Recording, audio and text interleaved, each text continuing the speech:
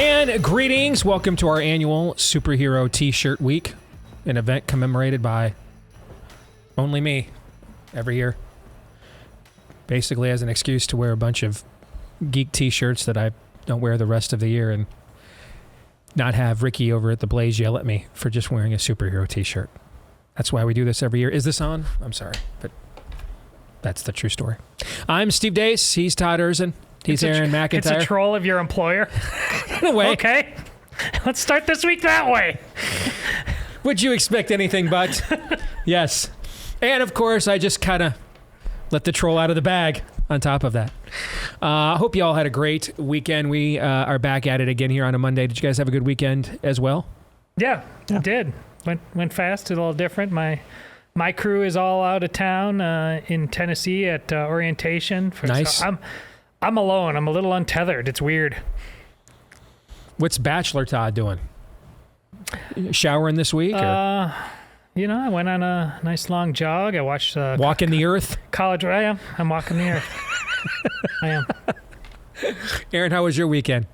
I went to a bar on Saturday night to meet up with a friend of mine who I haven't seen in several years and was immediately reminded why I do not go out. Okay. It was so loud. Good Lord.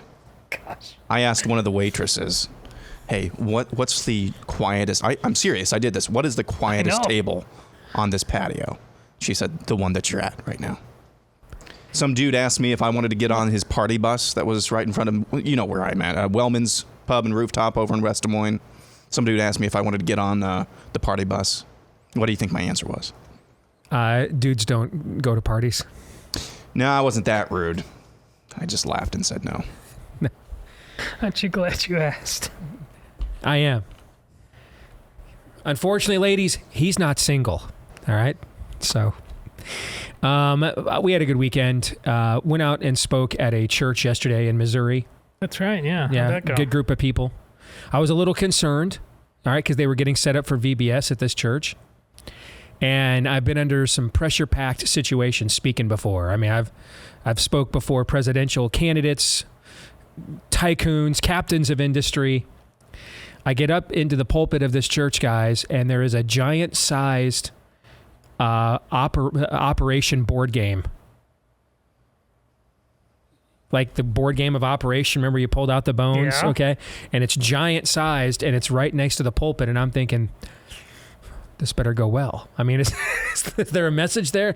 If you offend us or overstep, we harvest organs. This is what we will be doing this next. Yes, and so I felt that. You know me, I don't normally feel a lot of pressure speaking in public.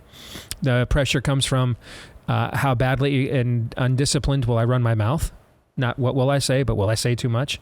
I gotta tell you, man, I had that thing on lockdown last night because I knew over my shoulder. If I didn't come correct, operation. So, no, in all seriousness, it was a great time. Good group of people, good weekend. And I see you're wearing the Nefarious shirt. Yeah. Thank you for representing the brand. You bet. And we are still out on streaming right now. I've received a ton more positive reviews over the weekend for the film, and you can get it right now. PVOD, available on Amazon Prime. I think we're up to like our average rating on Amazon right now, I think is 4.9 out of 5 stars, I think is what it is from Amazon users. So Amazon Prime, iTunes, YouTube, we are still... we're not in the top 5 anymore. We're down to number 6. We're now the 6th in our 4th week, heading into our 4th week of streaming on YouTube and Google. We are now the number 6 best-selling film, according of any film in the world that you can get on PVOD via YouTube. That's absolutely incredible. So, iTunes /Apple, YouTube /Google, Roku, Vudu. Who am I forgetting? Oh, Salem Now. Right, all places where you can go and watch Nefarious. Hearing from so many people seeing it for the first time, people that are renting it multiple times. So thank you so very much, and I'm getting confident now that we are going to be able to pay our investors back And the rest of our production team is getting more confident too, because now we're having more detailed conversations about where nefarious content may be going in the future. And including one thing that you guys have made a lot of requests for that we are very close to announcing. You're going to get your wish. There's been a lot of requests for this, and you're going to get your wish. I can't quite say it yet, but that is coming. All right. So anyway, the more you guys see nefarious, the more likely it is you're going to get more of this kind of content. And I'm getting incredible notes from people. My wife would never see a movie like this. My wife wasn't interested in spiritual matters, and now she can't get enough. I mean, this friend, this spouse, this loved one. That's why we made the movie. So thank you very much for its success in streaming, and we hope to keep that momentum going. All right, coming up on today's show at the bottom of the hour, Bob Vander Plaats will join us. Next hour, your opportunity to ask me anything, and it's our Facebook followers. We have some good questions this week. Got some feisty ones. I like feisty ones. Oh, well, yeah. Hold on to that thought. Looking forward to it. Just understand, feisty questions often receive feisty answers. Right out of the gate, 5-star. Yeah. Feisty questions often receive feisty answers. Just be prepared. All right. With that in mind, here is Aaron's rundown of what happened while we were away. What happened while we were away, brought to you by the coup that wasn't. This guy is the leader of a large mercenary fighting force in Russia.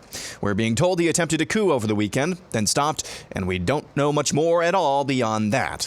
Hunter Biden was seen schmoozing at a D.C. event Friday night alongside our nation's elite, including Attorney General Merrick Garland.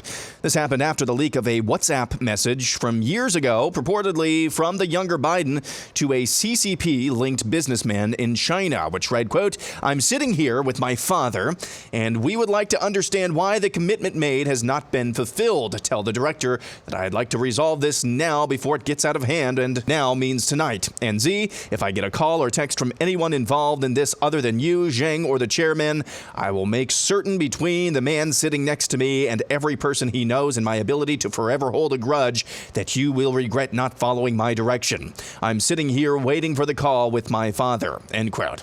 In completely unrelated news, Merrick Garland wants you to know he is the justice. Some have chosen to attack the integrity of the Justice Department and its components and its employees by claiming that we do not treat like cases alike. This constitutes an attack on an institution that is essential to American democracy and essential to the safety of the American people. In a Friday news dump, the federal government unveiled a 10-page U.S. intel report on the origins of COVID-19. All you need to know is that the intel community came to the conclusion that the virus was likely natural in origin, which makes sense for them to say since unnatural origin would implicate the U.S. The Rainbow Jihad turned it up to 12 over the weekend at Pride parades. At this one, in an unknown location, an individual was hawking a T-shirt that reads, "Not today, Jesus," with a rainbow-clad depiction of the demon Baphomet. Also at that parade, individuals carried a rainbow banner down the street that read, "Satan loves." In Minneapolis, a morbidly obese old man in nothing but tighty-whities shook his butt in front of children. In Seattle, completely naked men shook their junk in front of children. In New York City, topless women played in a fountain alongside children. Also in New York City, the Rainbow Jihad marched through the streets chanting, "We're here, we're queer, we're coming for your children."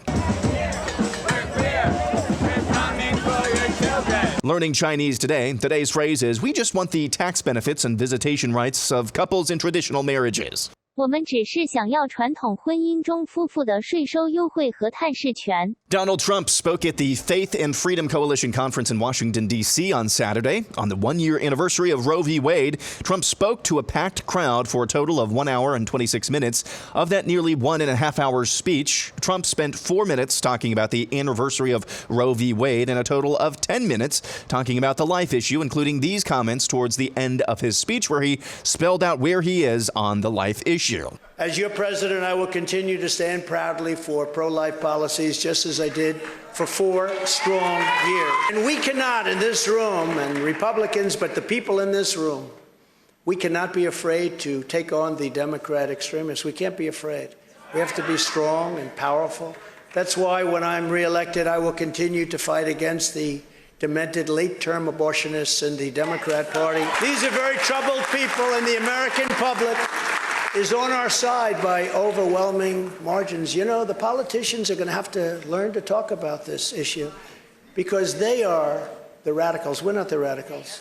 When you kill a baby after 4 months, 6 months, 8 months, 9 months, thanks to the Supreme Court decision of exactly 1 year ago, we gave those who have long been fighting for pro-life cause negotiating power for the first time ever. You have tremendous negotiating power. Now, with Roe v. Wade, you had none. But I believe the greatest progress for pro-life is now being made in the states where everyone wanted to be. That's one of the reasons they wanted Roe v. Wade terminated, is to bring it back into the states where a lot of people feel strongly it should be, and where legal scholars feel very strongly it should be, with the 3 exceptions that I support and Ronald Reagan before me supported for rape, incest, and for the life of the mother. A lot of people are more and more coming into that fold, and it's something you have to very consider. You have to go with your heart. You have to go with your mind. You have to make that decision. But the 3 exceptions. However, there, of course, remains a vital role for the federal government in protecting unborn life. And it's very important. We will defeat the radical Democrat policy of extreme late-term abortion, and we will bring everybody together to protect our precious unborn babies in a very, very big way. And now you have the power to do it because we terminated Roe v. Wade. And that's what happened while we were away. I like the turn of phrase, terminated Roe v. Wade. Did you notice also there, 4 months, well, want to kill a baby at 4 months, 5 months? Well, there's 4 weeks typically in a month.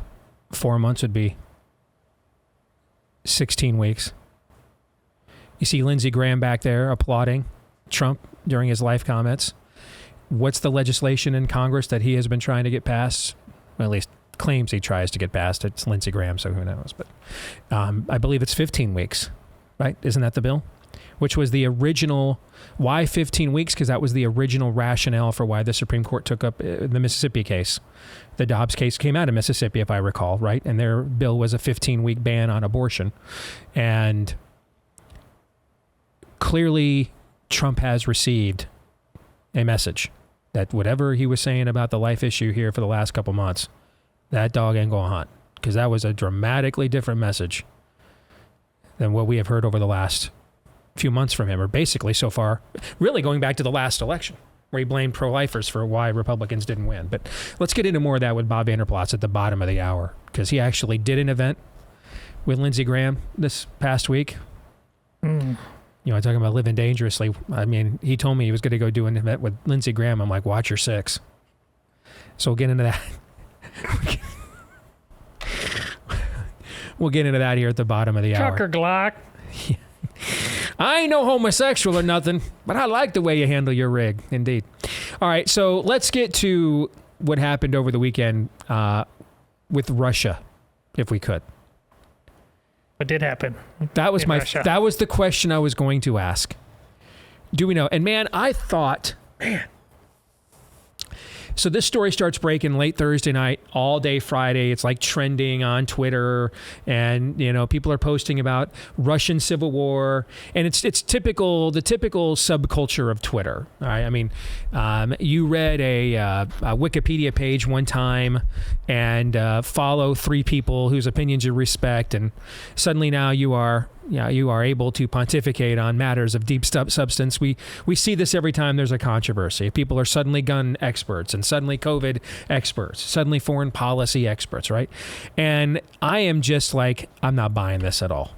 I don't believe anything they have told us about Ukraine or Russia. I don't know what is true since this war started. I found it fascinating. I saw more footage of this Wagner group supposedly marching to Moscow in the last 48 hours than I saw the last 4 to 8 months of the actual supposed war in Ukraine. Right? You'll notice, you go to my feed, I'm not said anything about it, I'm not commented anything about it. I get up Saturday morning, and now Putin has commented on it. So Putin acknowledged there's basically an attempt at insurrection in Russia. They are sandbagging the city. You see the Russian state news. They are fortifying Moscow. All right, and so now I'm thinking, all right, well, maybe there's some legitimacy to this, even though I still can't pronounce this dude's name. What is it like? I know it's not Porzingis because he's in the NBA. It starts with a P. Prigozhin or something like that. General P. We'll just go with General P. All right, General P. All right, and so maybe Putin's like evacuated to St. Petersburg, and so I'm thinking with Putin commenting on this, all right, maybe something's actually going down here, And I bring out what I said the day after. I think it was literally the day after Putin invaded Ukraine. I came on this show and I said he has to win. I mean, if you look at the government he presides over, it is a thugocracy. He presides over other ambitious, violent, and bloodthirsty oligarchs, of which he is the tribal chieftain. If he goes there and cannot subdue this country and looks weak, he's getting up there in age. Those guys don't want to be junior partner. They want the master bedroom at the Kremlin. And so this is kind of win or go home for him. If you're going to go in, you have to win. And I don't care what anybody says. I absolutely do not believe whatsoever two things. Number one, there is any definable U.S. interest here. I haven't believed it from day one. I don't believe, and I even saw even when my former boss Ted Cruz was saying this when he voted initially for the funding. Guys, when Russia tried to host the Olympics, they could not put working toilets in the hotel rooms for the athletes and the press. They are in no position to reconstitute the former Soviet Union. That's just, come on, get out of here with that. Number two, I don't care whether the kleptocracy that Ukraine is, which is essentially a laundering operation for the World Economic Forum and George Soros. It's a WEF Soros puppet state. That's what Ukraine is. I don't care who gets to launder Ukraine's resources, the world, Klaus Schwab, George Soros, or Vladimir Putin. Do you care? Are you like, hey, draft the Erzin daughters. Let's go to war for that. As I walk the earth, I was not pondering. No, that you're not. That didn't come to mind. No epiphany there. No, because you're sane and not one of the elites with billions of dollars of grift at stake. So why do you care? So of that, I am certain. The other thing I am certain of is there is no way, no how, when Vladimir Putin launched this early last year, he thought we would be sitting here in late June of the next calendar year, still yet to have achieved all of his objectives and subdued that country. I promise you he did not think that. No way. No way. After those two things, I don't know what is true. I don't. I don't know what's true after that. I don't. And I should have remembered that because I reset my theory once Putin talked. I thought, all right, maybe this is legit. And I reset my theory. Maybe this is now the day Putin has shown weakness, his inability to subdue Ukraine. Maybe this is the day that I forecast the day after he launched the war in Ukraine. Especially because I was reading about this general, and it's pretty clear from everything I read that he was, I know there was a lot of thinking, even Marjorie Taylor Greene claimed that maybe he was propped up by the U.S. government. Except everything I read about this guy is, he's pissed that they haven't ended this by now. That's why I put out there, be very careful deposing Putin. I'm not saying he's a great dude, but the strong man you get afterwards may be even worse. Like it seemed like this guy's complaint going back for months was, we're pussyfooting around here. Let's get these weak ass generals out of here and show the Ukrainians who's boss. Then like an hour later, all right. Then like an hour later, they talked, they hugged it out, and Master P has called the whole thing off. They're heading back. He's accepting exile. Is it in Belarus, I believe, is where he is accepting exile? No idea. Okay, I think it's in Belarus. He is accepting exile in Belarus. Putin will not go after him for this insurrection. And we're all just one big happy Das Vendanya family here. And then you got to ask yourself, all right, this is now where Nipsey Russell comes out and says, right. So to recap, a general who presides over a mercenary group fighting in Ukraine, speaking of walking the earth, was going to walk with his unit without any air support. Now I think Putin is a paper tiger, but I don't think Russia is a schmuck either. They do have nuclear weapons there. They have one of the most advanced militaries on earth. I mean, I know we live in this era of we go from one extreme take to the other. But just because he's not ready to reconstitute the Soviet Union doesn't mean you can just grab a few thousand soldiers and walk down the street to Moscow and overtake the country. Fair? There's a chasm of degrees somewhere between, okay, he's not Stalin, but this also isn't, a house of cards either. I mean, just one group of mercenaries just walking down the street. No other Russian defense forces come out to meet him in the streets. And he's going to walk all the way, he's going to get all the way into Moscow? Hitler couldn't get into Moscow with Blitzkrieg. Napoleon couldn't get to Moscow. And this one group of mercenaries, so cutthroat, so devastating, with no air support, they're going to walk half the landmass of Mother Russia and just stroll in. They're sandbagging Moscow, fortifying it. To quote the great prophet Joe Biden, come on, man. Come on. Okay? And I will admit, I felt dumb. I should have let it play out longer. If only I let it play out an hour longer, wouldn't be as dumb as I feel right now. Because it was like when your buddy's got a good joke going, and he wants to keep it going, but he's not sure he can keep a straight face much longer and let the cat out of the bag. You know what I'm saying? Because once he breaks the act, once he gives up the straight face, the joke is over. So it's almost like Putin and this guy were like, I mean, you've got all this Western. This is it. This is the end of Russia. All the same people that have lied to us about who were the fighters. What were the fighters early on that like faced down the entire Russian Air Force? Who am I thinking of, guys? You don't know. Ghost of Kiev, yes, the Snake Island. Yes, all those people that have been telling us for the last... I don't even remember when Putin launched this. February, March, April of last year. All the same people that told us, this is the end. Kind of like all the same people that told us, the walls are closing in. Funny how that works, isn't it? I mean, it is a self-pleasuring circle amongst these people on Twitter. And it's like Master P here and well, Putin's Master P, and then General P. P&P. Operation PP. It's like they've got this joke going, man. To what end, I don't know. And then, like, they were worried they'd just start, like General P would just start laughing as he's walking through Rostov on the way to Moscow. That he was just going to stroll in there with no air support or anything.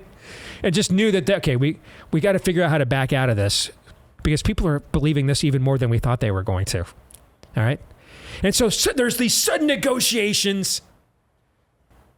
I don't want any Russian blood spilled. I will accept billions and go back to Belarus. I mean, come on. Come on, man.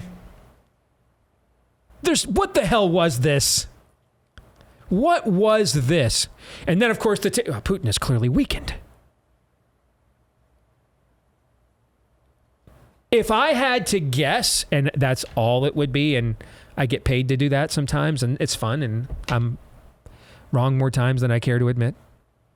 If I had to guess, this was looking at this in the rear. Now reverse engineering it. This was a psyop the entire time. And there's all these news stories out today. Ukraine feels momentum after what happened over the weekend. If I had to guess, and man, I hope I am wrong. But we kind of have a standing theory around here when it comes to predictions right now, right? And what is it? The worst thing, craziest thing possible. Yeah, whatever the worst possible outcome is, we're going to start with that as our prophecy. To start there. If I had to guess, and it's just a guess, all right? I've never met Vladimir Putin, and I don't particularly admire him. But if I had to guess, this entire joke of a psyop was to create a scenario for Putin to truly ratchet up the level of destruction and violence. Maybe even to the point of strategic weapons of mass destruction. Because now he's feeling pressure domestically. He has to do this. He's been left with no choice. Even his own generals are now like, this has gone on for too long. We have been too nice. We have pussyfooted around for too long. It is time to bring the pain and end this. And of course, Putin, if he's nothing else, is a man of the people, of course. And so he had no other choice but to hit switch. That is my guess of what this was, man. I hope I am wrong. Because I don't know what else it would be. What are you guys' thoughts? I'd like to know Joe Biden's thoughts, but he went home to Delaware over the weekend while apparently a Russian civil war was going on. Camp David. Oh, thank you. Okay. Yeah, thank you. Well, magically just last week, what did we find, like 6.2 billion, like in an accounting errors to send over there? Correct. Yeah. Yeah. I guess it has something to do with that as well. Accounting error in your favor. You know, like Monopoly? Like Zelensky was out there playing Monopoly, drew the community chest card, and it said, accounting error in your favor, 6.2 billion more coming from the United States Treasury. Yes, indeed. I think it has something to do with that. It's linked to what you're saying. I mean, there's no way Putin thought this trough of money would just keep coming, but apparently it's going to. I doubt he believed that Western elites were willing to punish their own people economically in order to maintain whatever they had going on in Ukraine. I'm sure he didn't calculate that, but here we are, and they are, and they have been. Yeah. I don't. This entire escapade, if you want to call it that, in Ukraine, there are about 666 different ways any one event or story that comes out of this godforsaken part of the world could be spun and used as a psyop. Mm-hmm. I am back to where I was in February of 2022, or whenever it was launched. There is something happening in Ukraine. Is that sufficient? That's the depth of our analysis. There is something happening in Ukraine. Something is happening. Somebody did a thing. Yep. That's just as far in depth. I don't doubt any of the things that you just laid out about Putin and the dynamics there. But when we get down into specifics, there's something happening in Ukraine. Don't know what. Don't think it's good. But there's something happening. Is it possible Putin is a clown too? Is it possible that just the elites everywhere are clowns? Sure. And the whole thing here was just a friggin' clown show. The whole thing was. With no rhyme, no reason at all. Well, you're kind of we're going. You've talked about this, and we've both read the book, Barbara Tuchman, The Guns of August. Mm-hmm. The elites totally had no idea about going to war with the new technology that was happening, but they hadn't applied it to warfare yet. They had no idea. I think that makes your point about this. Did they thought they were going to dabble in something, and it all got away from them? Sure, of course. Is it possible that this guy just got pissed off because they were not executing a cogent plan? Just threw a tantrum. Western media just glommed onto this because it fit into their narrative. And before you know it now, he feels like he's got to keep going because the media is pushing him. And finally, Putin just came in and found his buy price just to make the whole thing go away. Is that possible? But wouldn't that make Putin look weak? No. Short attention spans, so that's why what happens next and how fast it happens is so important. Whatever happened there over the weekend, I promise you, it is not what your corporate media told you it was. I don't know what it was. It just wasn't what they told you it was.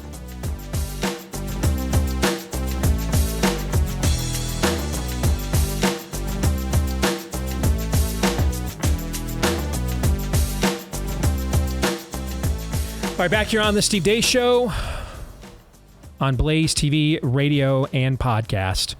498 days from today is the 2024 presidential election. We know it'll kick off here in Iowa with the caucuses. We don't yet have a firm date, right? We don't know. Keeps moving up. When would you guess it'll be?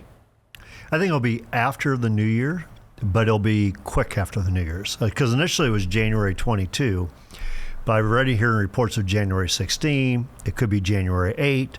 I believe when Huckabee did the caucus, Steve, I think it was like January 4. We did it on January 3rd, one cycle, I know for sure. That might have been Huckabee. So maybe that's the year, yeah. And that will kick things off. And the world in which we live in right now, it's just... It's really hard to get solid data. Polling is not easy to do, and I had a very well-known Washington press corps reporter in here 2 weeks ago. He said in your chair, him and I were talking off the record, so very honestly and bluntly about, frankly, our respective sides, because he represents the other one, frankly, and he at least admitted that. Okay, but one of the things we got into is just how unreliable polling is, how expensive it is. Yeah, he mentioned it's maybe the most expensive thing that his publication does. You bet. And even figuring out it's hard to do, even if you wanted to do it honestly. Who will answer those sorts of things? And we have and so. There's the expense of it, who you trust with it. In 2022, corporate polling from corporate media was very accurate. In 2020 and 2016, it was terrible. Yeah. I mean, like, not like off, like you had to be purposefully this bad. Okay. And so who knows on a given time who to believe. There's a rising tide of people that I can't blame them, don't believe any of it. Another rising tide of people that believe it when it fits their narrative. So like over the weekend, NBC News came out with a poll that from a primary perspective was very good for Trump.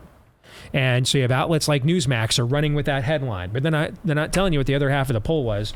That same poll that has him doing well in the primary has him just minus 14 against Joe Biden with independents. Mm-hmm. And why does that matter? Because there has... You can't win the White House that way. Since we've done modern exit polling going back to 1976, there has never been a presidential election where more registered Republicans voted than Democrats. And only one time was it a tie, 2004. Every other time, there had been more registered Democrats in the exit polling. And so Republicans have to form a coalition with independents in order to win.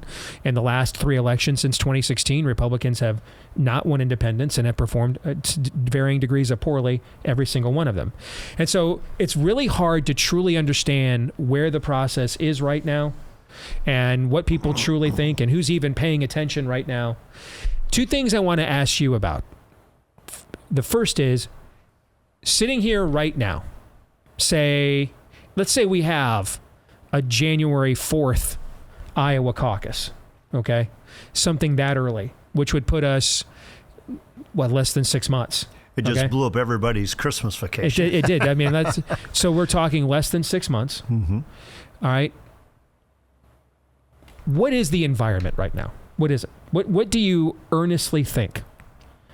Well, if you had not looked at a poll at all, because who knows, because we're all everybody's kind of choosing which polls they want to talk about. And then even within the polls, they talk about which parts of the poll they want to discuss. All right. So what do you think where do you think things really are right now? Well, first of all, Frank, I really don't look at polls, and I do that intentionally. I really want to get a pulse for our people are telling us, what's the lay of the land, what's the on the ground feel. I told our board Thursday night, I said, you can mark it down. You heard it here first. I believe Trump loses Iowa, and I think he has a self-inflicted ceiling of 20 to 30%. I think it's closer to 20% than 30%. He only got 23% in Iowa in 2016. And so if that's the case, if he has a self-inflicted ceiling, and if he's going to lose Iowa, you can have 5, 6, 7 candidates really competing in the Iowa caucuses, and you still can have a Ron DeSantis, a Tim Scott, a Mike Pence, whoever emerged to say you won the Iowa caucuses, whoever gets that coalescing. There's no doubt that Ron DeSantis is doing everything right from a caucus perspective. He has the money to do everything right. He's building an on-the-ground operation and infrastructure. He's doing the little things and the big things. He's showing up at stuff. But you see guys like Tim Scott capturing the imagination of a lot of caucus goers. I mean, this environment's just getting ready to play and to start coming together. I think our leadership summit on July 14 is going to be a big piece of that. And then that'll be the first piece. The next one will be your debate. And then after Labor Day, we'll start seeing where things are laying at that point. One of the other factors here, and it will factor into the Republican caucuses, because I have mentioned before, and it's something I'm sure we'll talk a lot about over the next 6 months as we break more of this down, is how much there is, you can call them anti-big pharma, you can call them anti-vax, whatever you want to call them, how much of that population exists within the Iowa electorate, particularly in a smaller turnout caucus sample. They all vote. They're not all right, but they tend to vote that way, mostly as a block. If I believe if Democrats in New Hampshire go ahead and defy the party and obey state law and hold the first in the nation primary there, I could see Iowa Democrats doing the same thing here from a caucus perspective. What are your thoughts on that? Well, it definitely could be in regards to... I don't think they'll do it without New Hampshire, but if New Hampshire does it, I could see them doing it. Sure. And those are all the internal politics of how things get played, how it gets laid out. And here's why that matters, because now all of a sudden, what if Bobby Kennedy starts spending weeks in our state? He's not right now. What if he comes in here, because he appeals to that exact same group? What if he spends weeks, months here appealing to that group leading up to a caucus? That would certainly not help Ron DeSantis, because you would think that he would right now, he's probably the only candidate right now that would even contemplate catering himself to that group, at least publicly, and would probably get a lot of them organically. Now, if you have a Bobby Kennedy that comes here because Iowa decides, the Democrats do, all right, we'll have a caucus here. Now there's competition for that voting block when Ron DeSantis previously didn't have it. Fair? Sure, well, it is fair. And there's no doubt. I mean, I don't see Kennedy doing that. As you know, Steve, we invited Kennedy to our leadership summit. Right. Matter of fact, I thought it's kind of a perfect, platform for him to say, I'm going to go be interviewed by Tucker Carlson, kind of pull a Vivek Ramaswamy of, I'm going to go south side of Chicago. It's not typically where Republicans go to play, but I'm going to show I want to be a leader of the entire country, not just of a party. For Kennedy to come to us, I think that would have made a lot of sense. It's too late now. I mean, that deadline has passed. But the only one that's a variable yet, will Trump come to our stage to say that? So that invitation remains open. Part of it, he's a former president, and so we're keeping that invitation open as he makes up his mind. But what I saw in the Bret Baier interview, Steve, I think the one that really hurt Trump the worst, especially with the MAGA crowd, is his doubling down on the COVID, the vaccine, his leadership there, those things. The reaction we got immediately was not good for the former president. The next day, there was the most collective anger in my email inbox at Donald Trump than I have ever seen in my career. So it is. Or since he became a political entity. I've seen a lot of those same people give him a pass, give him an excuse for all those type of things. Yep. But when he doubled down on it, it's one thing to say, okay, he didn't see a pandemic coming, so he did the best that he could. We like him for a lot of other things, so we're going to give him a pass there.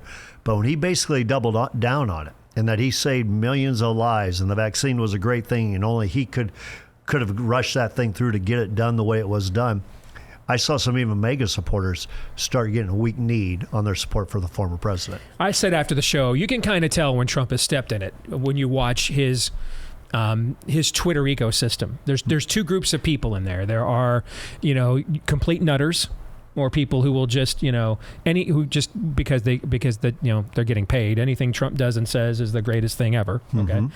And then there are people who view him as either a champion for Western civilization or a cudgel that essentially they can prop up because they're serious about America first kind of policies. Mm-hmm. They always go quiet. Mm-hmm. Like they won't defend the indefensible, right? They go quiet. Yeah. And all those people were quiet as kept for the next 48 hours after that. It's kind of like, I'm not saying anything. Yeah, they here. were talking about anything other than the Bret Baier interview. Okay. So that brings us to the second thing I wanted to talk about, because the one thing and always keep this in mind about Iowa too, the president is very popular here. He won general elections here consecutive times. Republicans had not won consecutive presidential elections in Iowa since Reagan. Mm-hmm. And since 1984, I think only 2004 narrowly is the only time a Republican had won Iowa in a presidential at all. So, and Trump didn't even win them close. I mean, they were like, I think 8 and 9 point victories. I mean, these were blowouts. All right. But the average conservative who loves Trump here is not like the kind you see in Alabama or Mississippi. Like, there aren't people going around Iowa with, Trump tramp stamps, okay, and stuff. It doesn't work that way. I mean, it's more of an admiration for his policies, tough, particularly in the ag community, pro-ethanol, tough on China when it comes to trade, okay? We're a socially conservative state. He was good on our issues for the most part as president. And so it's not the same level of an emotional bond that you see in some of the states, where Todd likes to talk about roll tide evangelicalism. Sure. And so, in our state, there would be much more willingness, because of what I just described, to say, we're not doing that, as opposed to look for ways to excuse it or ignore it in maybe some other states in the country. Is that fair? It's very fair. And I think, that's not to diss any other state, but I think Iowa... I'm just talking the cultures are different, that's all. Iowa voters are very wise and they're very savvy. And I think what you see of them is that there's a lot of them who are willing to thank President Trump and everything that he did for this country. But at the same time, next breath saying, it's time to turn the page. We need to move on to the next generational leader. We don't believe he can win again in 2024. And for a variety of reasons. Either the system is so set up against him, or they're citing polls, Steve, that you just cited. He's down 14% with independents. They're seeing that this is having an effect, and they do know that we need to win in 2024. I still believe that is his highest hurdle. It's not about the indictments. It's not about all the other stuff. It's about, can you win again in 2024? All right, so that brings me to the second thing I wanted to ask you about, the speech that he gave to Faith and Freedom over the weekend. And, there are moments. I go back and forth with him. I think my King Saul analogy is right on the money. Now, things did not end well for King Saul, but it wasn't like he was terrible the entire time either, if you know the history. Yep. Okay. He was, for a time, a champion of the people. Okay. Sooner or later, though, the narcissism, the ego, swallowed him whole. Right. And so there is defender of the realm Saul, and then there's let me visit the witch of Endor Saul. Okay. And we've seen a lot of let me visit the witch of Endor Saul the last few weeks, including the Brett Beer interview. All right. And he's just over there doing just, turd lib videos on Truth Social daily from a dimly lit room. Okay. That just are about the least presidential thing you could possibly envision. Almost like he just gets pissed off and runs to a camera at the Mar-a-Lago. All right. But then we saw this at CPAC. And I think you saw this on Saturday at Faith and Freedom. Then there is, all right, that's the original King Saul that people said, give us a king like everybody else. Because I thought that was a command performance at the Faith and Freedom Coalition. Yep. I thought, and I asked Aaron to chart the amount of time he spoke on the life issue. Because going through the speech, it did seem like he spoke a lot more about himself than the life issue. But when Aaron charted it, he spoke for a full 10 minutes on that issue. That's a lot to speak on any singular issue. I noticed a couple nuances of things he said that are different. You want to kill a baby at 4 months, 5 months? Well, there's typically 4 weeks in a month. 4 months would be 16 weeks. If you do some math, right? Yeah. I went to public school, but I think that 4 times 4 is still 16, right? All right. What is his boy Lindsey Graham, who's standing up behind him, no pun intended, and applauding, right? Yep. What has he been trying to get passed in Congress? 15-week ban. 15-week ban, Suddenly there is a federal role in protecting life, right? Republicans got to stop running from this issue and go on the offensive and turn it around and say this is the party that wants to just kill them all at any point in time. In other words, he sounded like the guy that overturned Roe versus Wade on the anniversary of Roe v. Wade. And it's dramatically different messaging than we have seen on this issue, going back to the end of the last election when he blamed pro-lifers for the loss. Clearly, he has gotten some message that's a self-inflicted wound I cannot sustain. Well, it's going after my own base like that. Yeah. Well, first of all, I think he knows the audience to which he's presenting, and the Faith and Freedom crowd is going to be a very pro-life crowd. I happen to believe the Life rally, the town hall that Tony Perkins, myself, Lindsey Graham, and Marjorie Dannenfelser did from SBA Pro-Life that we did last week, Wednesday night, videoed it, streamed it, made sure every presidential candidate saw it. It almost mirrored his remarks. there's a vital role that the federal government needs to play in a post-Roe v. Wade world. And he made that comment.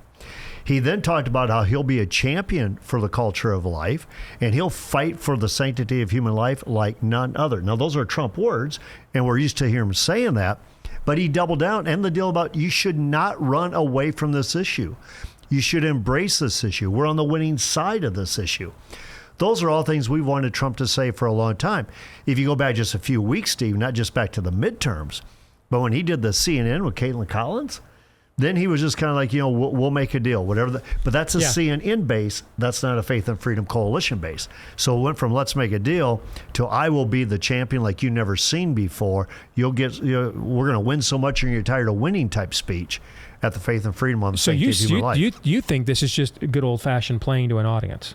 I think nothing more, nothing less. That's what it sounds like you're saying. I think that's what he does frequently, and he knows the audience in which he's in front of. He knows what happened Wednesday night before. He knows the base he needs to win. Matter of fact, I visited with Senator. Then why doesn't that work on the jab? That I don't know. You'd have to ask him. Does he have just too much of his own personal emotion staked into that his ego just can't probably get that point up? Probably like, and I believe he really believes he did He's the right Winston thing Churchill of COVID. He saved us. Yeah. And so Senator Graham gave me a call yesterday, and he was meeting with Trump yesterday, but he's saying that Trump needs to attend the Family Leadership Summit on July 14 because of the response and reaction he got at Faith and Freedom. He believes he'll get that same response in Iowa. We'll see if he does that. If he does that, it'll be an interesting interview, and to see how much traction does he still have within our base. By the way, just as we were speaking, another poll just came out from a Democrat pollster, said almost exactly what the NBC poll said over the weekend, where Trump was losing to Biden in swing states and DeSantis was winning convincingly. In this Democrat poll, it's actually worse for the Democrats. Yeah. DeSantis is actually beating Biden by 11 in swing states. And Trump and Biden are tied. And that message is going to sell, because everybody I talk to knows we need to find a nominee that can win in the general election. You know how much I have. You and I have been good friends for many years now, and I'm about to turn 50, so it's more years than I care to admit. But you know how much I hate the saying, "the most important election of our lifetimes." This one is. I actually said it last week that this one might actually be. I mean, I don't know where we go after this if we lose. Yeah. All right, good to see you, Bob. Thank you. Good to see you. All right, we'll come back.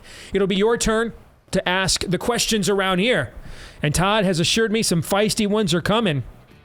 Feisty questions often get feisty answers. Just be warned. We'll get to that Q&A, Ask Me Anything, here when we come back.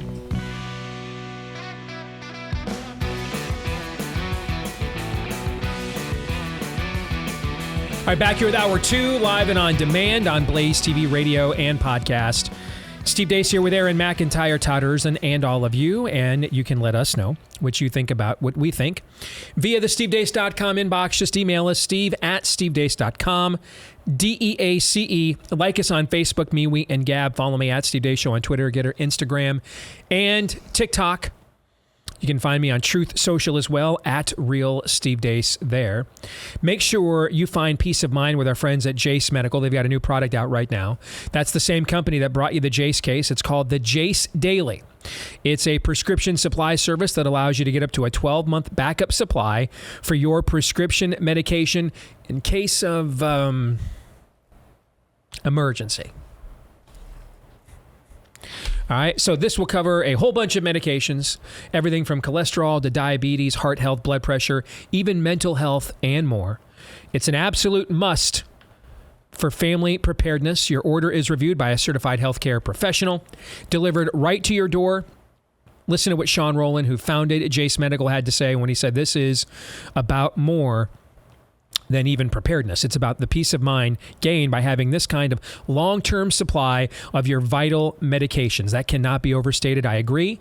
So for your and your family's sake, be prepared at jacemedical.com, J-A-S-E, jacemedical.com, J as in Jeff or J as in jump at this, jacemedical.com, and then enter the code DACE at checkout for your discount at jacemedical.com, promo code DACE at checkout for your discount.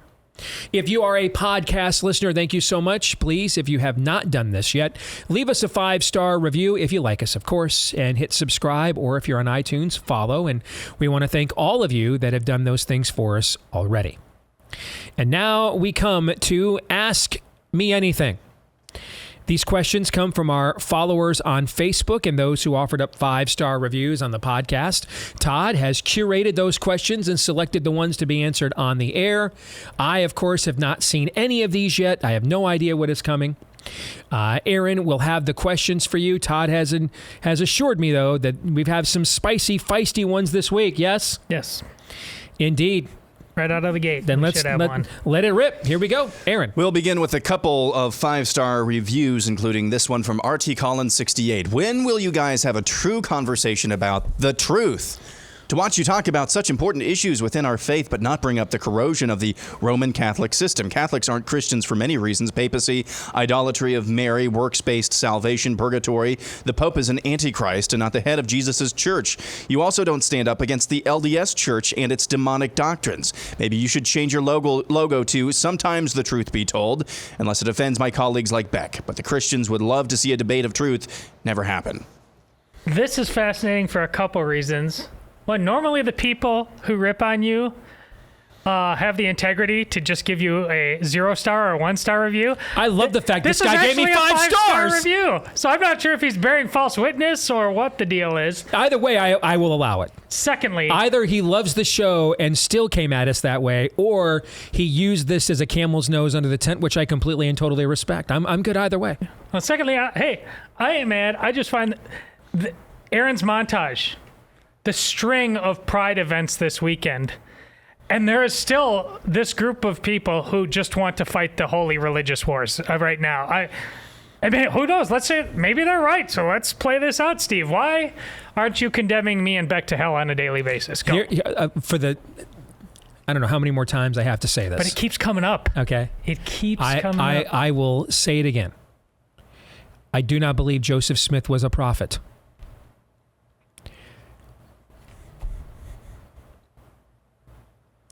We've done one Bible study in the history of this program where we took a book of the Bible and we went through it verse by verse. What book did I pick? Colossians. Why did I choose that book? What is unique about that book? Christology. There's a Christology there that is thoroughly and in great detail laid out. It is mentioned in the Gospel of John. Paul references in other Gospels, but Colossians is the first fully fleshed out Christology in the Scriptures.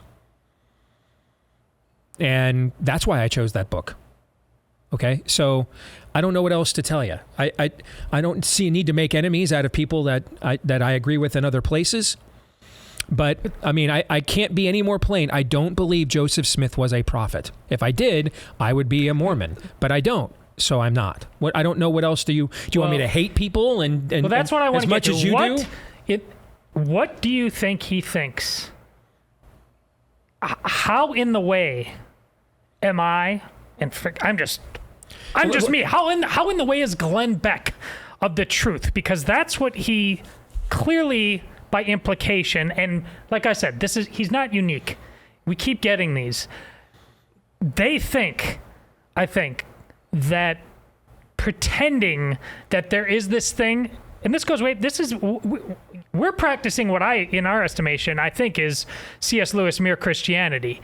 I think he thinks that's clearly an offense to the truth. Why do you think that is? All right. Table that question for a second because I want to address the Catholic angle for a moment. All right? Because again, I am sola scriptura.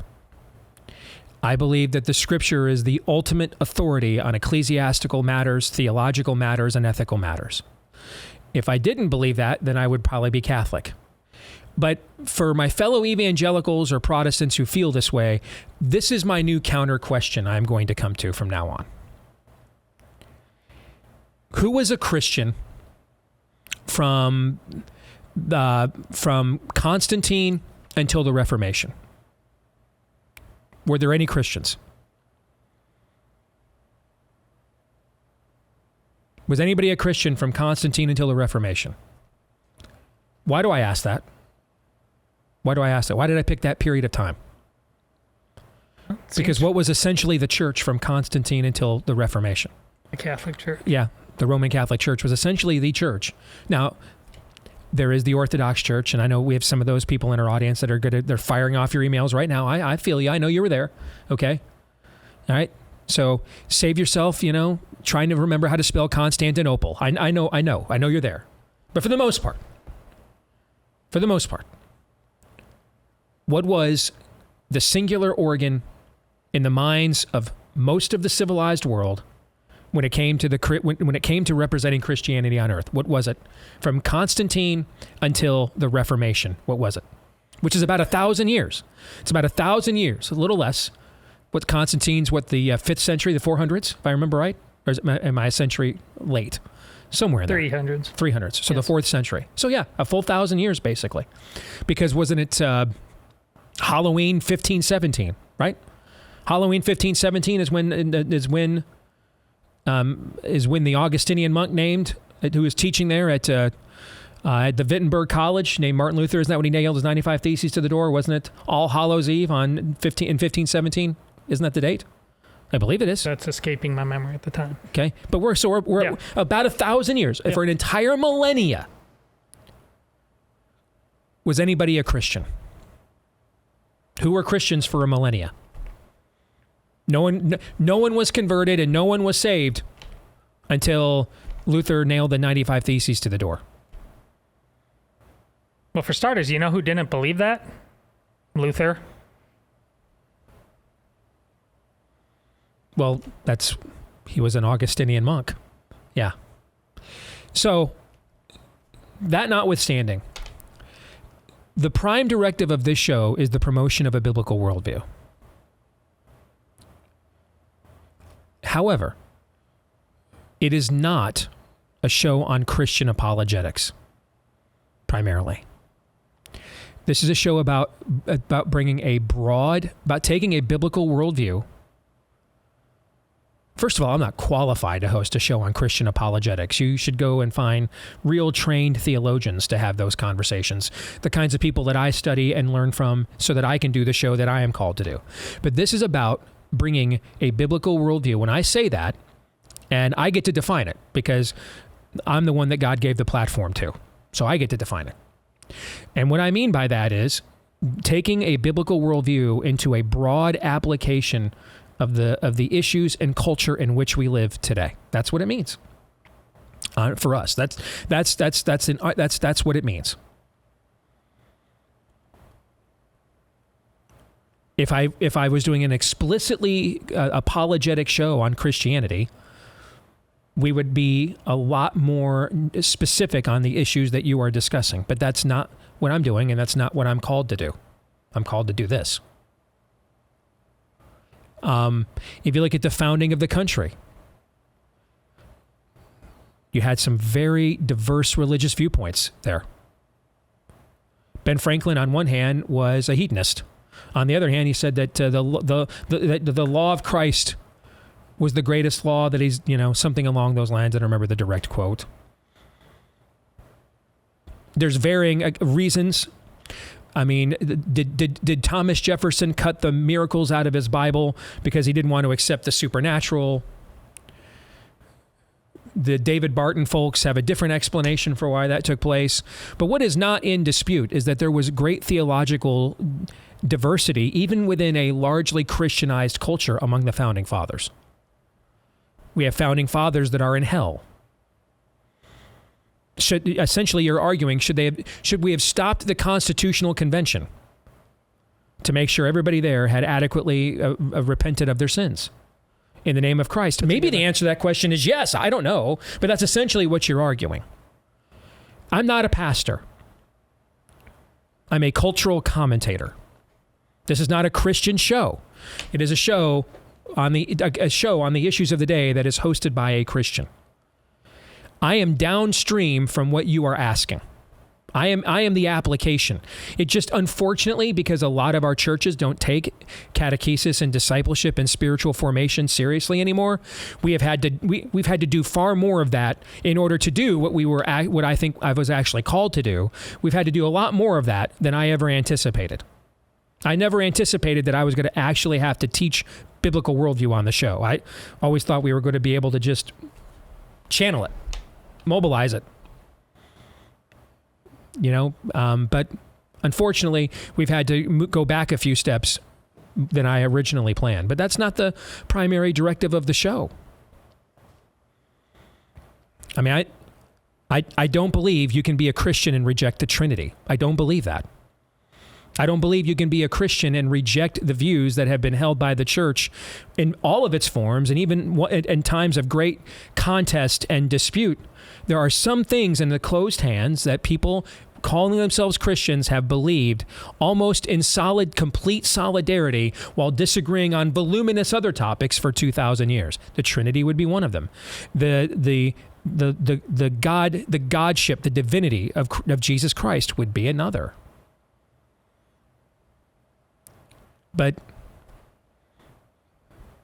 we are performing the directive of this show, which is the introduction and application of a biblical worldview into the common vernacular and the societal questions of the day here in the day in which we live.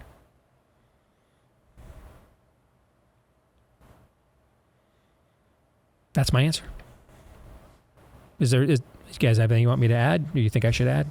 Oh, I was fascinated to see what you would say. I mean, this is something, like I said, that keeps coming up time and time again, and I simply wonder if it's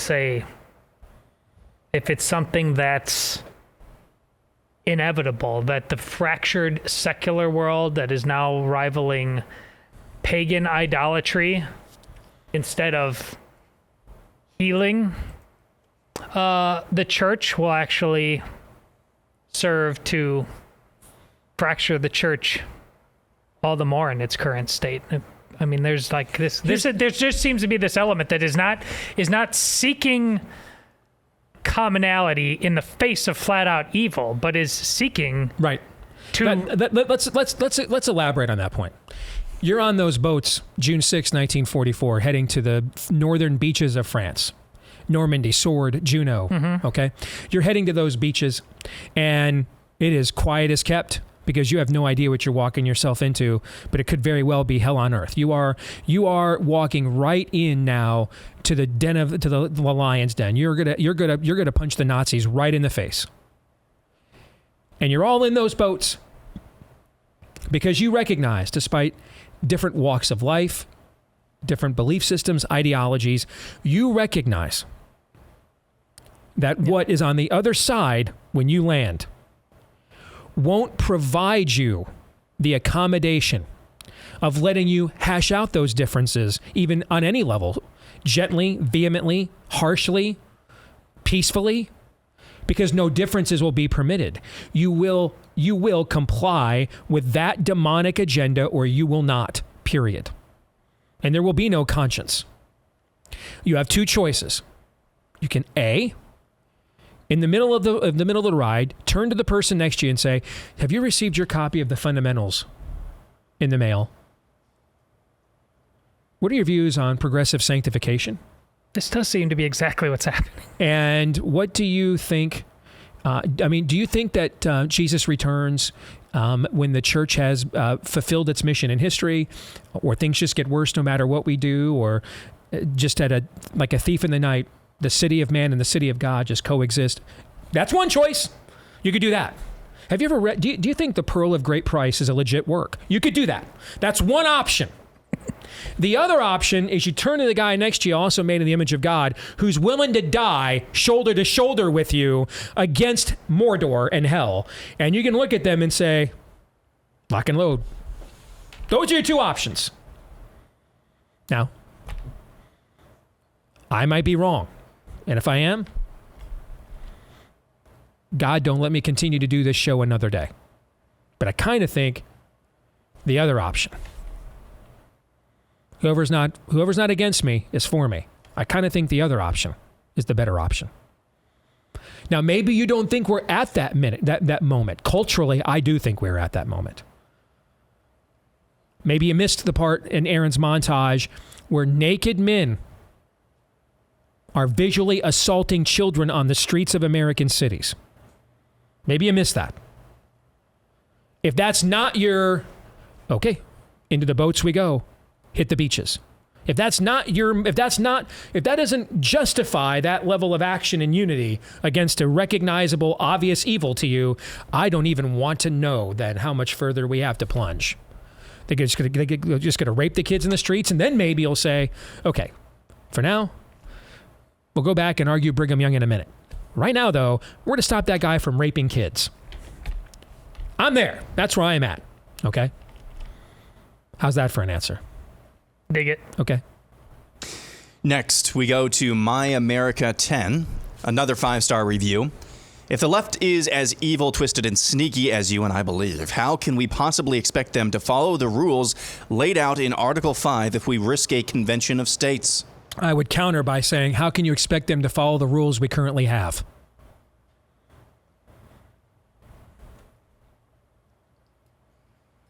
See, a lot of you keep asking me questions. I did a call last week with conservative leaders, people I love and respect. First question on the call, well, won't they just make up any election outcome that they want? Aaron, you heard me on that call and what I said to those conservative leaders. What did I say next to them? Right to their faces, what did I tell them? If elections don't matter, then get what off are the we call. doing here? Get off the call. What are we doing here? Get off the call. Go form militias. What are we doing? That's what I told them. Exactly what I've said on the show. I don't have a message in person different than when I give you. Same message everywhere I go. Not much different. Maybe in person I'm a tad nicer. A tad. But it's the same message. All right, cool. So they're not following the rules we're going to do now. You don't think they'll follow? You don't think you can make new rules they will follow? Then guess what? Lock and load. I don't know what else to tell you. Join the militia then. I don't. This idea of let's just nothing will work. Then would you? Last weekend, did you watch a movie? Did you watch any sports? Do anything fun with your kids? And yet you think nothing will work. I don't believe that you even believe that then. Why didn't you take every waking hour of freedom you have to prepare to fight physically to hold on to it then? At this stage where nothing else will work. Nothing else will work. Nothing. Nothing else will work. Nothing. Disney's stock is down 50% the last 2 years. It's going to lose. It's on pace right now to lose over $1 billion at the box office this year. But nothing else works. Nothing else we can do. Nothing could possibly work.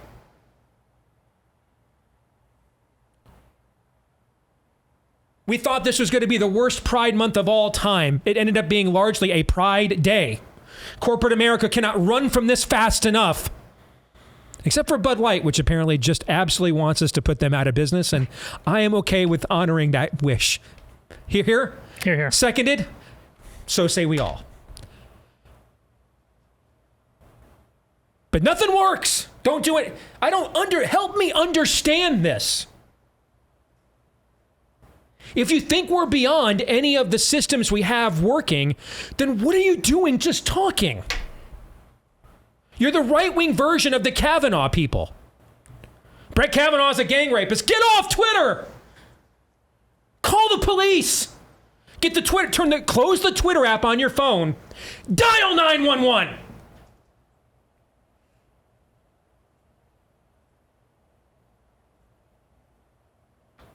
Then what is your system? Well, we'll do the John Birch Society thing and just get sheriffs that'll uphold the law. You're right, man. Todd, there's sheriffs that will uphold the law.com. Is there a website we can go to? Hot damn. Why didn't I think of that? We can just go. There's just a bountiful amount of sheriffs who will practice interposition and the doctrine of the lesser magistrate, just sitting there on Craigslist and Red Balloon, waiting to get hired, wondering why is nobody calling me? Aaron, did I pick good questions this week? I don't know. Did you, Todd? Yeah, I think you did. I will not tolerate it. I don't care. I will not tolerate the we can do nothing. I won't. And every time you bring it to me, I will mercilessly crush it.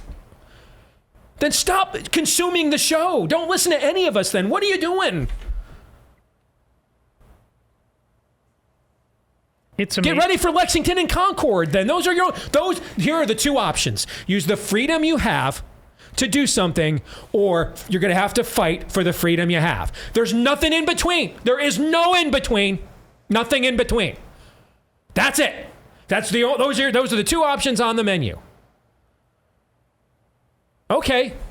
So now I happen to think when it comes to a convention of states, I would much rather fight it out on a small scale with them of who is truly the most committed and the most organized than trying to take on a grander scale their media and all the messaging machine and everything else. But that's my strategic thought. I could be wrong. So what's yours?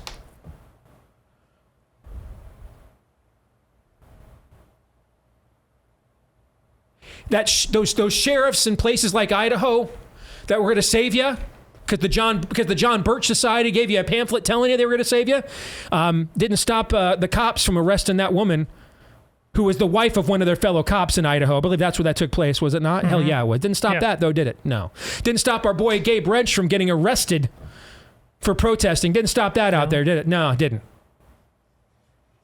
So here are the options. And I love this idea that the Convention of States is so radical. Well, you yourself in your question said it was Article 5. Article 5 of what? What's it Article 5 of? Do you guys know? Constitution. The U.S. Constitution. Who wrote that? Founding Fathers. Founding Fathers did. So who wrote the Convention of States? Mark Levin? No, he reminded us of it. The reminder of it comes from Mark. But did he come up with the idea? No. Mark Levin. It's like Newton, just sitting around.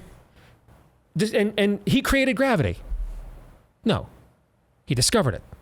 Same thing with Levin. He discovered, hey, there's a mechanism here that we don't have to keep doing this. We can create something that just completely goes around these people. Who gave us that mechanism? The very people who wrote the Constitution gave us that mechanism. So I have no tolerance, none, no patience, none, for there's nothing we can do. Elections don't matter, nothing matters. Then lock and load. What are you doing here? What are you doing? I mean, this is like, I believe that abortion should be legal in all cases. No, you don't. Prove it to me. Kill yourself. I said that once in an interview. Remember that? Mm-hmm. On Talk Radio Europe. The host tried that with me. And I told her she should kill herself then.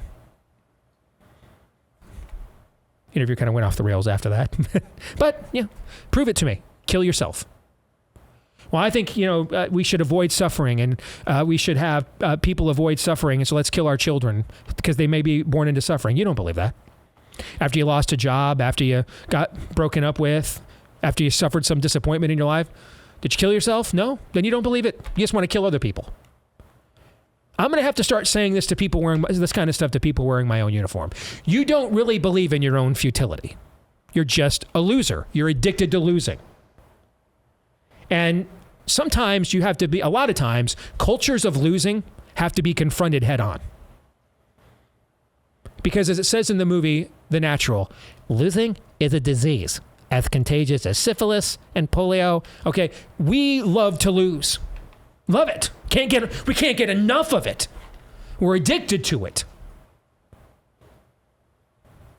Stop it. You still live in the freest, most prosperous nation on earth.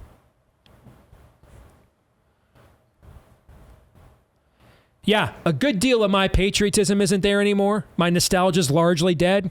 I still had the freedom yesterday to get up in the morning, go to my church and worship, come home, hang out with my family during the day, jump in my truck, drive to Missouri and speak in another church in another state. Almost nowhere else in the world could I have done what I did yesterday. Almost nowhere else in the world. Almost nowhere else in the world. And even a few other places in the world where that freedom is available, the idea that there would be a church that I'd both want to go worship at and then in another place want to go speak at ain't easy to find in France, right? Ain't easy to find in the UK, right? Ain't easy to find in Belgium, right? How many other places in the world could I have done what I just did yesterday? Freely, without any threat. Not many. Maybe this is still the only place. Stop it. Stop creating self-fulfilling prophecy. Stop being losers. Someone needs to tell you you're into losing. You're a loser. You can't get enough of it. Let me vote for a guy I know has no chance to win. It's probably going to prison. Because that'll just vindicate me in some way. How? How will that vindicate you? Instead, ask them, what's your strategy to not go to prison and win the next election? What's the strategy? Because we need to win. Losing is a disease. We're infected with it.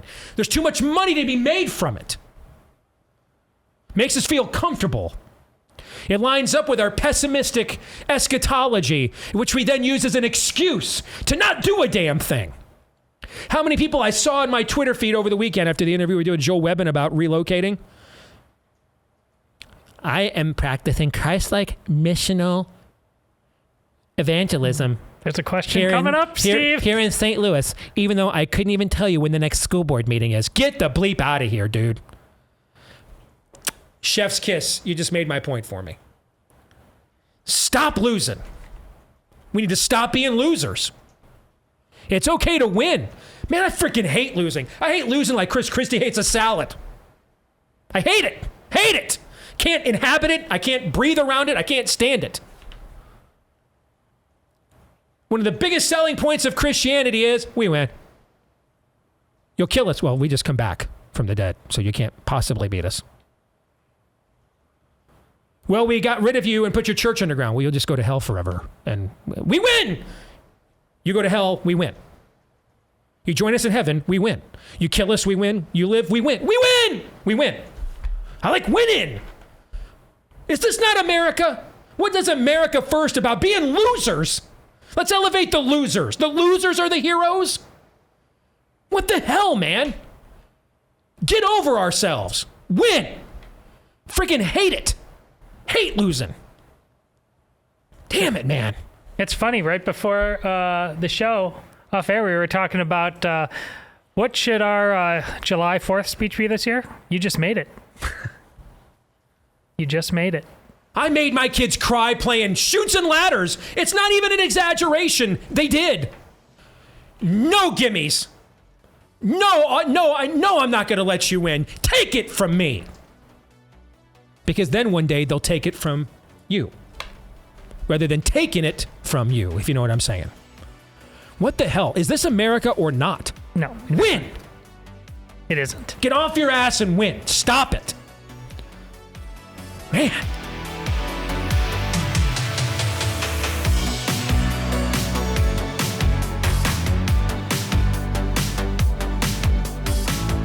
Welcome back to All Things Considered here on NPR.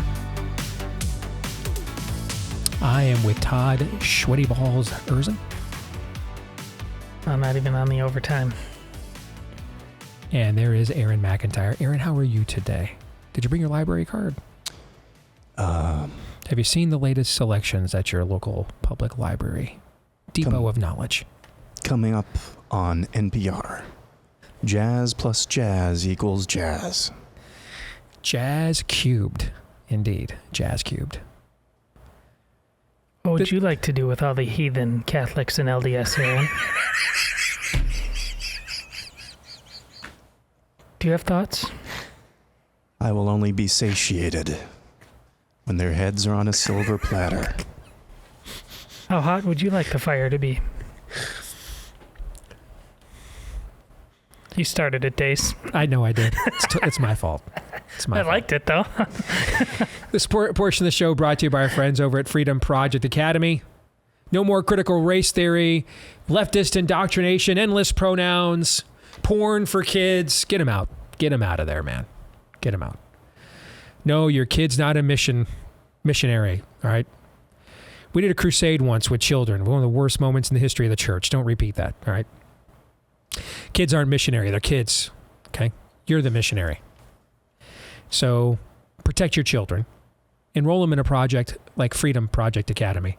They've perfected online learning, offering live, on-demand homeschool courses K through 12, built on Judeo-Christian values and classical curriculum, dedicated to helping your child master subject matter that masters, not learn how to be subjected by his masters from the government, from the state.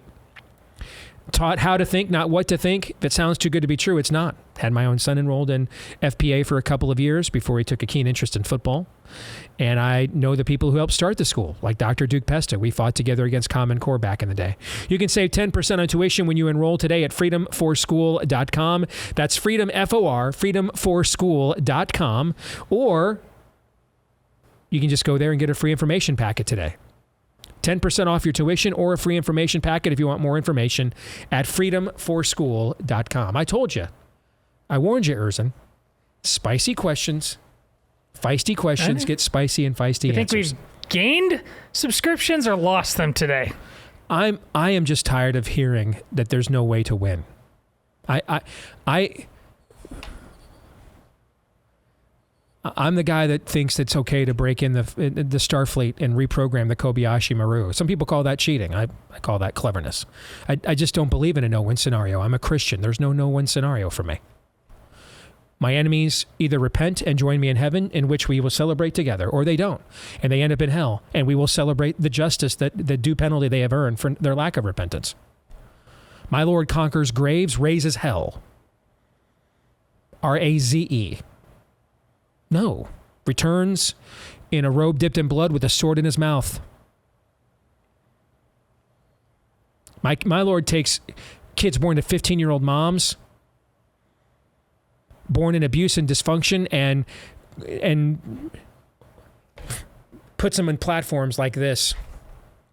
My Lord takes people in sex cults and turns them into maybe the greatest theologian in the history of the church, other than the ones that wrote the Bible themselves, the church fathers.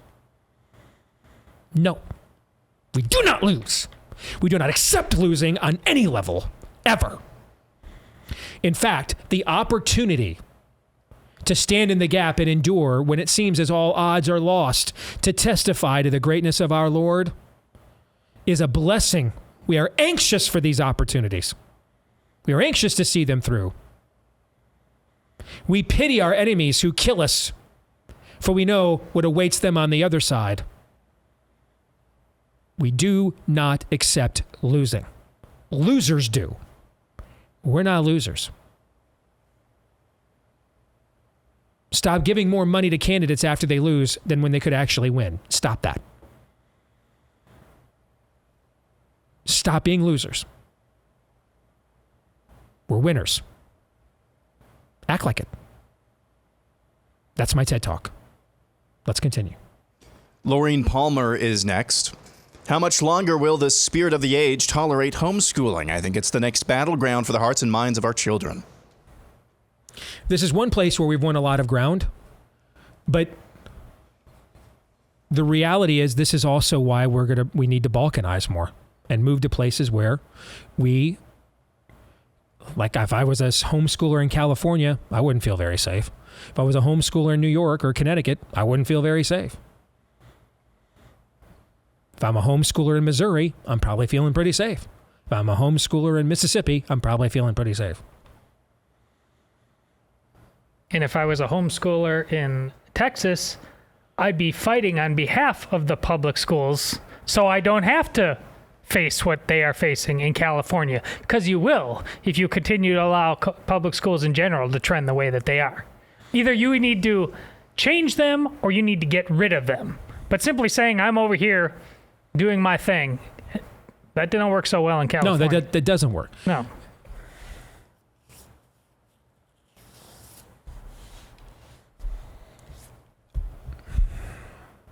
Told you.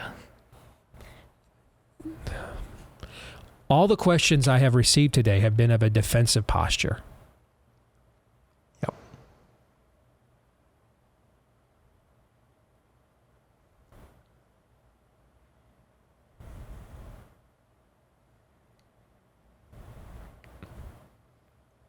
I'll just leave it there. Brad Blackman says, recently had a biblical debate. What's the true Bible we're supposed to follow? I really like the New King James Version, and my friend spent the day trying to convince me it's a bad version. What's the truly correct version of the Bible? I would use the original King James because that's the one that Paul used.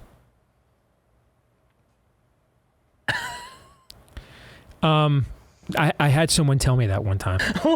I just paused for a second. I was like, did you misspeak? No, I had someone tell me that. I had someone tell me to use the original King James, so that's the one Paul used. I mean, this is the same kind of question as what I asked Catholics. It's a good question, though. It is a good question. Well, but in general, I like Bibles based on word-for-word translations. Now, for centuries, all we had was St. Jerome's Latin Vulgate translation, which with better translations, we found out many, many years later, didn't get everything right. Got the major stuff right. Like it didn't say, Jesus was a cuckoo bird. Didn't say that. Didn't get everything right. Okay? But it got the most important things right. But in general, I think you should, I always encourage people to strive for Bibles based on word-for-word translations of the original text. And I think two of them that I think are very good in that regard are the New King James and the English Standard Version. They're not the only two. They're just two that I happen to like a lot that do that. Word-for-word translations, not thought for thought, like the NIV, which has kind of gone woke, but word for word based on the original text. Next, we go to Heidi Douglas. My husband and I have 5 young children. We're currently residing in Minnesota, where we are small business co-owners with my in-laws. We're very concerned about the way our state is spiraling down the drain and are considering a move to Iowa. However, my father-in-law says any state is just one election away from going the opposite direction. So Minnesota could turn red and Iowa could turn blue. He wonders if moving is just unnecessarily throwing away all our established business connections. This is weighing very heavily on our hearts and is a constant matter of prayer. What would you advise? Is uprooting our family and taking the risk of starting over with our business worth it? Well, I think first of all, your father-in-law is correct. There's no question about that. That's true. I mean, every church is one pastor away from going heretical. Every church is. Reagan warned us 40 years ago. We were always one generation away from losing this thing called America. If we went by that, though, as logic in totality, we'd never do anything because we're always one something away. That's been the case forever. We're always one something away. Always.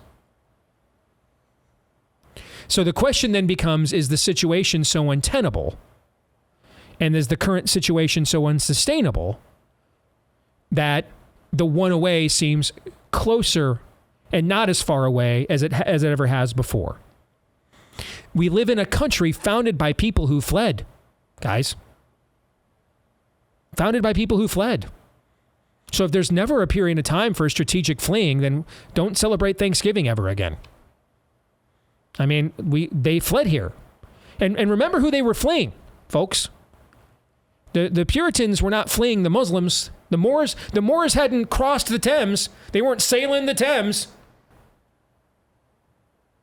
I mean, the Moors weren't carving into Big Ben, God has no son. They weren't fleeing they weren't fleeing the heretical Catholics. They were fleeing the Protestant Church of England. Protestants were fleeing Protestants. So this is a country started by people who fled. Jesus told his followers, when you see the abomination of desolation, run, run. So when Titus and Hadrian sacked Jerusalem, desecrated the temple, the Christians had been taught from the church fathers the message of Christ. When you see the abomination of desolation, flee. They did. They fled. They went to Petra. They ran. There's a great history of fleeing. Western civilization was saved by a retreat. I suppose Churchill could have said, we're going to sit here on the beaches of Dunkirk and we're going to evangelize. We're going to minister to the Nazis. We're being very Christ-like here. No! They sent every last boat they had, got every soldier they could, to the point they left all the weaponry on the beach to live to fight another day. So there is precedent for strategic fleeing in Western tradition, in biblical tradition. Now, your individual situation, though, sister, I am in not a place to judge. For example, I don't know your business and its success. Do you have a a family member who's terminal or seriously ill and cannot afford their medical care, and you provide for that. You see what I mean? I don't know everybody's situation. Here's what I do know. 17 million people voted in the last election in 2020 for president and just wasted their vote. I would imagine, Todd, that there is a significant portion of those 17 million people in the states that they live in are there for valid reasons. Family reasons, ministry reasons, other considerations. They've got a troubled child and they finally found the right school for them or something, and you want to... I'm accounting for that. Hey, I'm the guy who homeschooled my kids all the way through, except for the last one, because he wanted to play football. But I've never been the guy that also came on here and said there was no other way to do this other than homeschool your kids. I mean, I understand every family situation has a unique dynamic. I've tried to be as flexible with that as possible. Do you think, though, that all of the 17 million people who wasted their votes in the last presidential election have a rationale like the exceptions I just cited? No. It's probably a significant number. Right? Probably 20, 30, maybe even, I doubt it's 50%, but 20, 30% of 17 million is millions of people, right? Mm-hmm. So millions of people probably have a legitimate reason why they can't make that move. But I'm not asking millions of people to make that move, am I? Right. I'm asking 10% of them to do it. Because if 10% of them did and moved to the right places strategically, much of the mess we're in would not be in at the moment. That's just a fact.